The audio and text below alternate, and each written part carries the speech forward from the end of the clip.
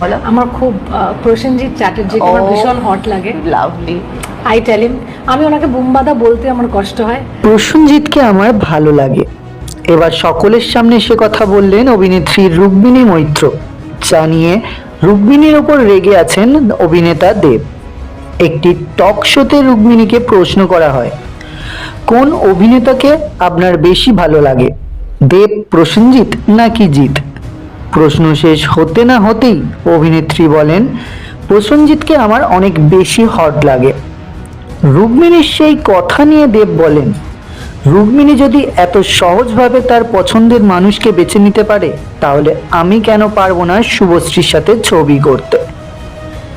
এরপর অভিনেতা বলেন, আমাদের কাজটাই এমন যে ভক্তরা কি চাইছে, কাকে চাইছে, সেই দিকে গুরুত্ব দেওয়া।